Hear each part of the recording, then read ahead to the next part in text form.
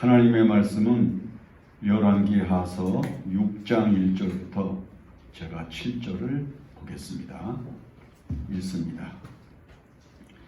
선지자의 제자들이 엘리사에게 이르되 보소서, 우리가 당신과 함께 거주하는 이곳이 우리에게는 좋으니 우리가 요단으로 가서 거기서 각기 한 제목을 가져다가 그곳에 우리가 거주할 처소를 세우사이다 하니, 엘리사가 이르되 가라 하는지라.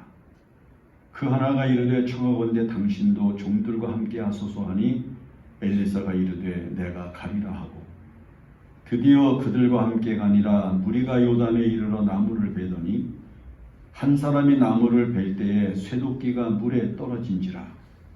이에 외쳐 이르되 아, 내 주여, 이는 빌려온 것이니이다 하니, 하나님의 사람이 이르되 어디 빠졌느냐 하매 그것을 보이는지라. 엘리사가 나뭇가지를 베어 물에 던져 쇠도끼를 떠오르게 하고 이르되 너는 그것을 집으라 하니, 그 사람이 손을 내밀어 그것을 집으니라. 아멘. 에릭 프롬이 아주 오래전에 쓴 책 가운데 건전한 사회라고 하는 책이 있습니다. 거기에서 그는 미래에 일어날 세계의 위기를 세 가지로 봤어요. 인간의 위기를 세 가지로 봤어요. 그 첫째가 뭐냐면 핵무기로 인한 두려움. 괄목할 만하게 핵무기가 발전을 해서 지금 전 세계가 보유하고 있는 핵무기가 지구의 전 인류와 세계를 7번 이상 완전히 괴멸시킬 수 있다고 이야기를 하잖아요. 그 다음에 두 번째가 인구의 과잉. 지금 얼마 전에 75억이라고 하는 이야기를 들었는데 벌써 77억, 8억, 80억에 육박하는 인구가 우리가 살고 있는 이 지구에 가득히 지금 채워지고 있습니다. 인구가 많다고 하는 건 당연히 생태계의 문제, 식량 문제, 또 물의 문제, 많은 문제를 야기하게 되죠. 위기일 수밖에 없고요. 그 다음에 이제 세 번째가 좀 우리가 주목해야 될 일인데, 인간의 로봇화라고 하는 겁니다. 예컨대 우리가 과거의 농경사회 때는 전부 들에 나가서 심고, 그 다음에 가꾸고, 그 다음에 열매를 수확하고 하는 전 과정이 우리 전체 모든 사람들의 일상이었습니다. 다 처음부터 끝까지 심고 만들어가는 전 과정에 참여를 해서 소득하고 얻게 되는 삶을 살았는데, 이 로봇화라고 하는 건 제한되어 있는 그 일만 한다는 거예요. 그러면서 그가 예로 든 것이 뭐냐 하면은, 예를 들어서 양복이나 와이셔츠에 다는 단추를 만드는 공장에서 이걸 만드는 사람은 옷감 같은 거는 한 번도 건드려 보지도 않고 그냥 조그만 단추, 아침에 출근해서 퇴근할 때까지 8시간 그 조그만 단추를 만드는 데만 8시간을 다 쓰고 그 다음에 퇴근을 한다는 거예요. 그러니까 인간이 어떻게 이것도 해보고 저것도 해보고 이런 과정도 해보고 저런 과정도 해보는 그런 삶을 사는 게 아니라, 아침에 출근하면 도장 찍고 그 다음에 그냥 손톱만한 단추 만드는 사람은 그것만, 그거보다 좀 큰 단추를 만드는 사람은 그렇게 그냥 그 단추만 만들다가 퇴근을 하는 거예요. 그게 비단 단추뿐이겠습니까? 컴퓨터 부품 회사 같은 걸 하는 사람들을 보면은 어떤 사람은 케이스만, 어떤 사람은 그 안에 들어가는 어떤 보조 물품이라든지 이런 것들만 자꾸 만들면서 하루 종일, 그리고 그 회사에서 존재하는 한 퇴직할 때까지 계속 그것만 만들어낸다는 거예요. 그러니까 우리가 사는 이 세상에서 사람들이 기계화되고, 그리고 인간의 어떤 감성과 인간의 의지가 하나님께서 인간을 창조하신 본래의 그 아름다운 가치가 굉장히 소멸되어져 있는 삶을 살 수밖에 없게 되는 거다. 이렇게 얘기를 해요. 자, 이런 세상을 사는데 사람이 어떤 의미를 가지고 살아야 복되게 살아갈 수가 있겠는가? 과거에 한 신학교 교수가 자기의 마음속에는 항아리 하나가 있는데 그 항아리에는 3가지가 들어있다. 그 첫째는 뭐냐면 나의 목적이 들어있다. 사람이 세상을 사는데 왜 사는지에 대한 목적에 대한 가치가 없으면, 개념이 없으면 인간이 얼마나 무료하겠어요. 의미가 없겠어요. 아침에 일어나서 오늘 뭐 하지? 만약에 그러는 사람이 있다면 여러분 그 인생이 50년, 100년을 산들 무슨 의미가 있겠습니까? 짧은 생애를 살아도 목적이 있어서 그 목적에 도달하는 과정을 가지고 살아갈 수 있는 사람이 복 있는 사람이잖아요. 예수님께서는 30년 목수의 아들로 가정에서 생활을 하시다가 공생에 나와서 3년 동안 생활하시고 십자가상에서 마지막 운명하시면서 우리가 도저히 흉내낼 수 없는 말씀 한마디를 남겨놓잖아요. 다 이루었다. 당신의 목적이 완성된다. 내가 원하는 모든 일이, 아버지 하나님이 원하시는 모든 일이 완전히 이루어졌다. 이거 얼마나 놀라운 선언입니까? 우리가 이 세상을 살면서 목적이 있어야 사는 거잖아요. 기차를 탄 사람이 목적이 있어야 내릴 곳이 있고, 자동차를 타고 가는 사람이 목적지가 있어야 가늠을 하고, 이 세상을 살아가는 모든 일에 그런 목적들을 가지고 살아가는 삶의 가치가 인간을 인간되게 한다는 것. 여러분들 한번 생각을 해보세요. 내가 지금 왜 사나? 무엇을 위하여 내가 아침에 눈을 뜨고 하루 종일 저녁 잠자리에 들 때까지 생각을 하고 움직이며 살아가는가? 목적이 있어야 되는 거죠. 그 다음에 2번째는 기도. 그 목적을 위해서 반드시 섞어야 되고 반드시 함께해야 되는 가치는 기도라는 거예요. 그 목적을 위해서 돈, 목적을 위해서 건강, 목적을 위해서 주변의 사람, 목적을 위해서 여러 가지가 많이 필요하겠지만 그 목적을 이루어가는 데 있어서 절대 빠질 수 없는 가장 중요한 요소는 기도한다는 거예요. 왜요? 기도는 하나님을 향하게 되고, 기도는 하나님의 도우심을 의지하게 되고, 기도는 그 목적을 더 깊이 생각하게 하고 고민하게 하고 그것을 위하여 자기의 의지를 더욱 불태우게 하는 능력이 되기 때문이죠. 목적을 위해서 기도하는 것, 목적 때문에 기도하는 것, 목적에 의하여 기도하는 것. 여러분, 이것이 그 인생이 이 세상을 살아가면서 보다 더 능력 있는 생애를 살아갈 수 있는 사람들이 되는 것이다. 그래서 19세기서부터 시작을 해서 20세기가 지나고 21세기에 들어서기까지 서구 사회에서 유명한 사람들이 되어진 많은 사람들이 이 목적과 기도를 일치시켰어요. 정말 많은 기도를 통해서 자신들의 목적이 성취되는 것을 보았단 말이죠. 그 다음에 마지막이 뭐냐면 열정이라는 겁니다. 열정. 불타는 마음. 이걸 반드시 이루어야 되겠다고 하는 의지, 이걸 하지 않으면 안 되겠다고 하는 강인한 의지가 마음속에서 정말 불같이 일어나야 한다는 거예요. 근데 요즘 사람들이 의지가 없는 거예요.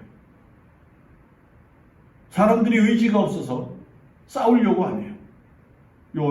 지난주에 제가 그런 얘기를 한 번 했어요. 어떤 유튜브에 보니까 어떤 사람이 올렸어요. 400만 원 생기는 백수로 살래, 700만 원 생기는 직장인을 할래. 76%가 400만 원 생기는 백수로 살겠대. 일하면서 700만 원 받는 것보다 스트레스 받지 않고 그냥 일하지 않고 수고하지 않고 백수로 살면서 400만 원 받으면서 사는 게 또 좋다는 사람이 76%나 된다는 거예요. 여러분, 요즘 젊은이들의 한번 그 의식 구조, 젊은이들의 사고, 젊은이들의 태도를 한번 가만히 생각을 해보세요. 뭐가 없나? 열정이 없는 거예요. 하려는 일과 그 하려는 일을 향하여 저돌적으로 공격적인 생활을 하는 그런 사람들이 없는 거예요. 그러니까 우리가 열정을 가져야 어떤 의미가 있는 일들이 만들어지고 인간이 인간다운 가치를 창출해낼 수가 있는 것인데 그게 안 되는 거예요. 어떤 미국 사람들은 이 수집하기를 좋아한다고 하는데 뭐 이상한 거 그냥 제가 돈 주고 사가지고 그걸 이렇게 모으고 수집하고 그런 걸 보관하고 이러는 걸 좋아하는데 미국의 어떤 전도사 한 사람은 요한복음 3장 16절을 가지고 500번 이상 설교를 한 것을 뽑아냈대. 여기 사람의 두뇌라고 하는 게 사람의 머리라고 하는 게 생각하고 계속해서 창출해내면은 똑같은 본문을 가지고도 쉼없이 쏟아져 나오고 쉼없이 발생할 수 있는 게 인간의 두뇌라는 거예요. 그러니까 우리가 이 세상을 살면서 이 열정이 있어야 그 열정을 가지고 사는 기쁨이 생기는 거예요. 제가 한 번은 저기 그 신세계 백화점 명동에 있는 신세계 백화점 한번 구경을 갔었는데 거기 말이에요.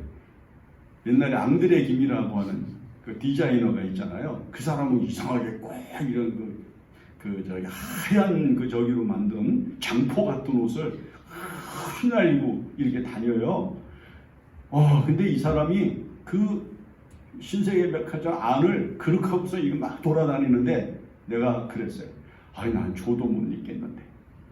저 사람은 저걸 만인이 보는 앞에서 저걸 무슨 배짱으로 저렇게 입고 돌아다닐 수가 있을까? 이제 그렇게 생각을 해봤어요. 여러분, 다른 사람이 못하는 거, 다른 사람이 안 하는 거 과감하게 할 수 있는 나는 그걸 열정이라고 봐요. 자, 여기 우리가 오늘 이 본문의 말씀에서 몇 가지 한번 주시해야 될 말씀이 있어요. 뭐라 그러는고 하니 선지자의 생도 가운데, 그러니까 엘리사의 생도들 가운데 어떤 사람이 어느 날 그에게 물어요. 말을 해요. 지금 우리가 거하고 있는 여기가 너무 좁은데 우리가 좀 거처를 넓게 해야 되겠습니다. 그래서 요단강에 가서 요단강가에다가 넓은 거처를 지어야 되겠습니다. 자, 보세요. 자기가 지금 있는 곳이 적다고 느끼는 거, 좁다고 느끼는 거, 낮다고 높이는 거, 그게 있어야 되잖아요. 지금 뭐 이만하면 되지.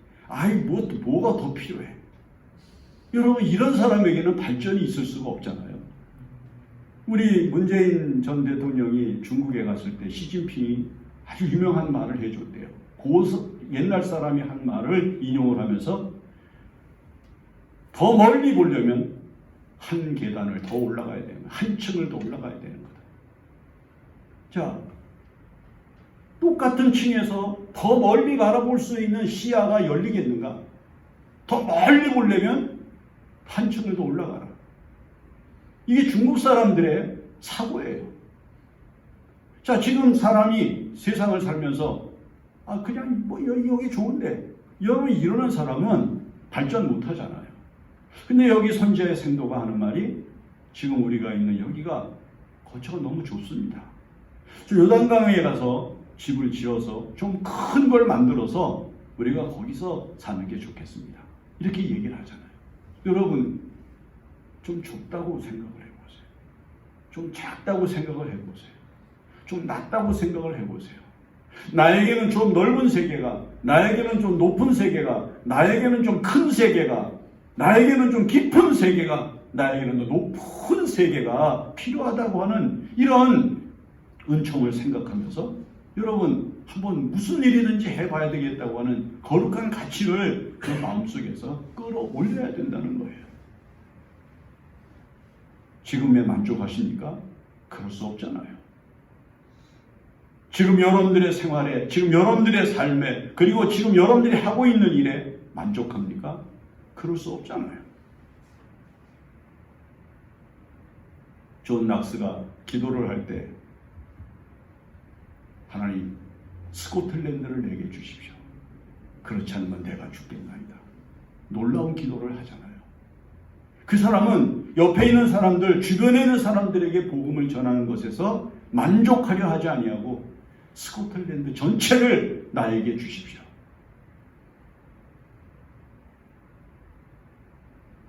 스펄전이 뭐라고 얘기를 합니까? 하나님, 저에게 사람의 영혼을 사랑하는 사람 12명만 주십시오. 만약에 하나님이 저에게 영혼을 사랑하는 사람 12를 주시면 제가 영국 저 끝에서부터 아래까지를 뒤흔들어 놓겠습니다. 이런 아주 강렬한 의지, 그런 강렬한 소망이 있었거든요. 그 사람들은 자신들의 소망과 자신들의 의지로 자신들이 바라는 세계를 이 땅에 이루어내는 놀라운 위력을 나타냈습니다. 여러분, 지금 이 선지자의 생도들 지금 좁은 거예요. 좁다고 느꼈어요. 작다고 느낀 거예요. 여기는 거할 만한 곳이 못 된다고 생각을 했어요. 그래서 요단강에 가서 더 넓은 세계를 만들어야 되겠습니다. 그랬더니 여기 뭐냐, 엘리사가 그래 알았다 가서 해라 그랬어요. 만약에 똑같은 생각을 가지고 야 그만하면 되지, 좁으면 좁은 대로 살아, 그랬으면은 끝났죠. 그런데 엘리사는 그들이 원하는 소망을 성취할 수 있는 동기로 봤어요. 가라 그래, 가서 해라. 그랬더니 그 중에 한 생도가 하는 말이 우리만 갈 게 아니라 스승님도 함께, 선지자 스승님도 우리와 함께 가십니다. 동행을 요구해요. 두 번째, 여러분 그 목적을 위해서 내가 지금 무엇과 함께 하길 원하는가를 가만히 생각을 해보세요. 돈이 있으면 될 것 같습니까? 지혜로운 사람이 옆에 있으면 되겠습니까? 여러분들 곁에 여러분들을 도와주는 어떤 도우미가 있으면 여러분들이 원하고 여러분들이 바라는 목적이 이루어질 것이라고 확신할 수 있습니까? 그렇지 않아요.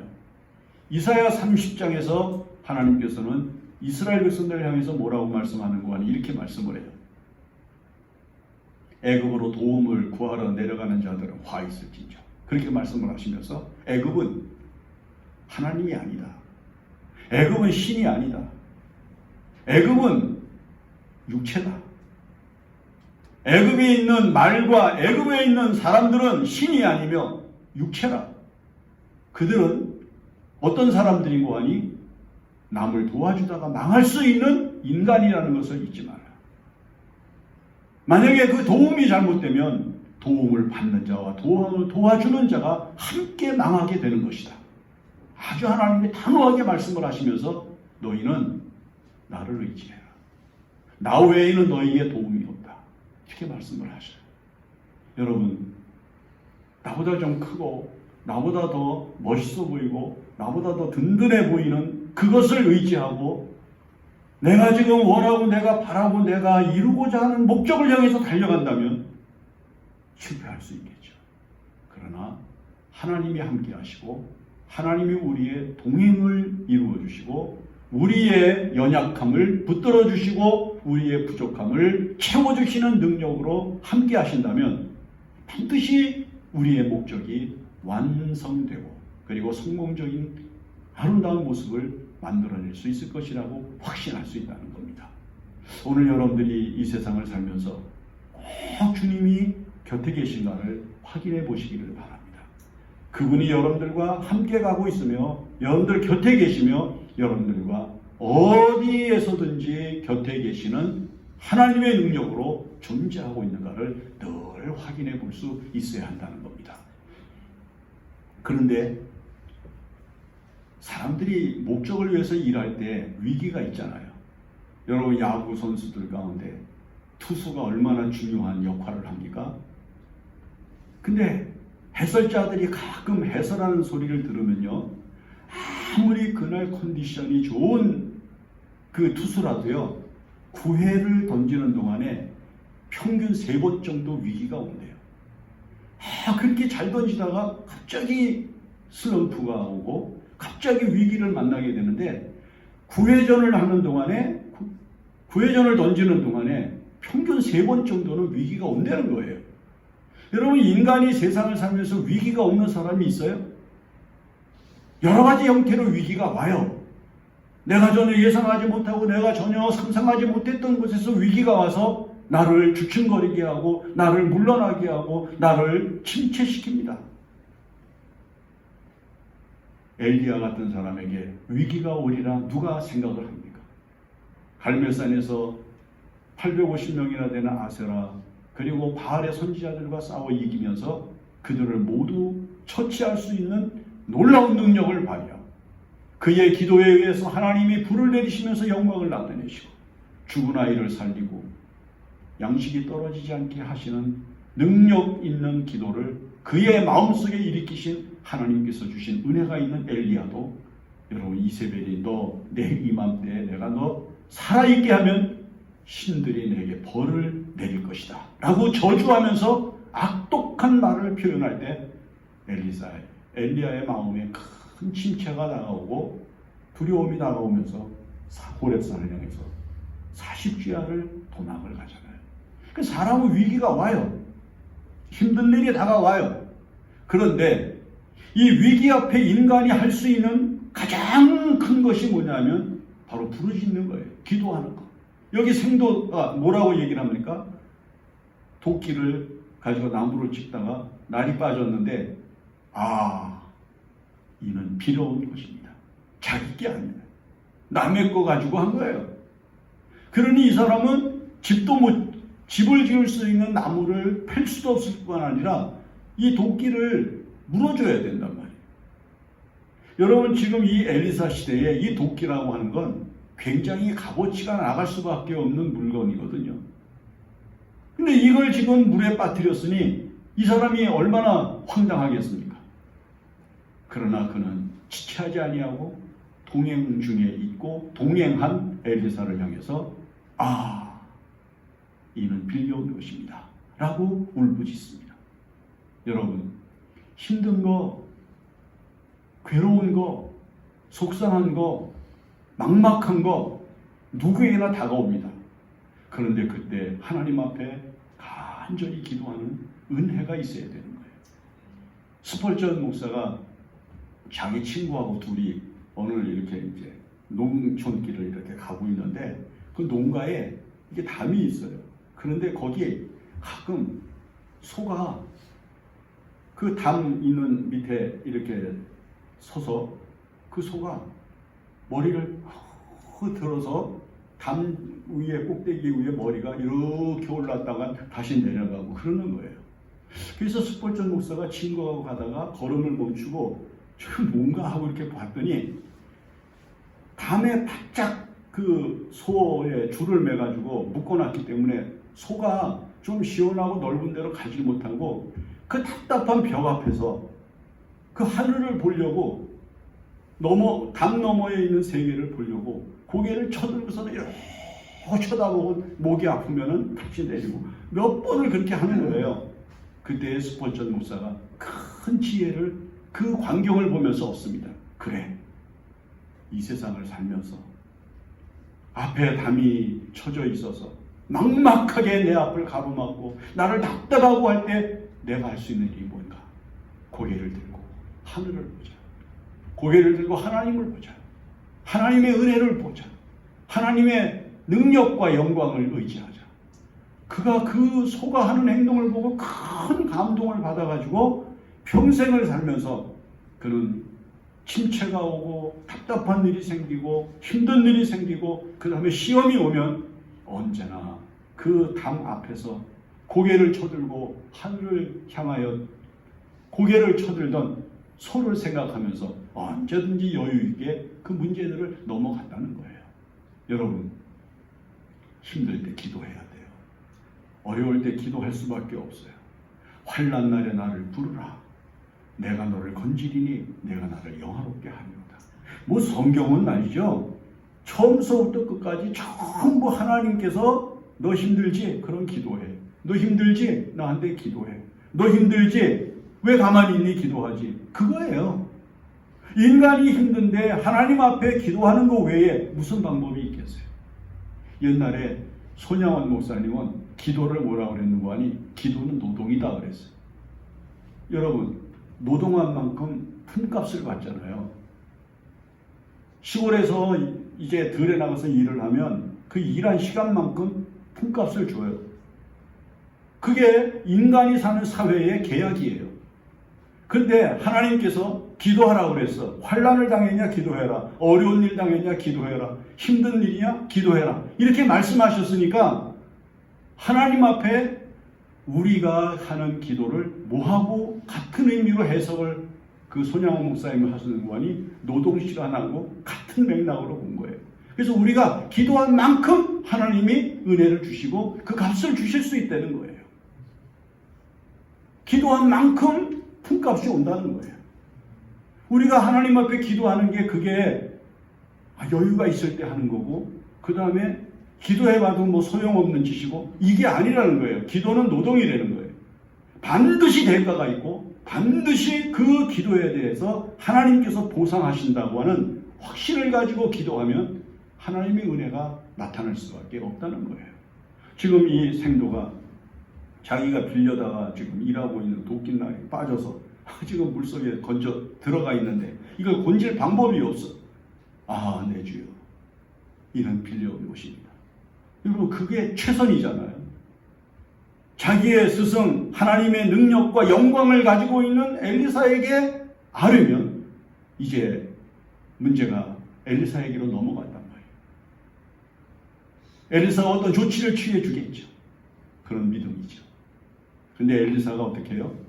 나뭇가지 하나를 베어서 물에 던졌는데 놀랍게도 저 밑에 가라앉아 있는 도끼날이 물 위로 떠오릅니다.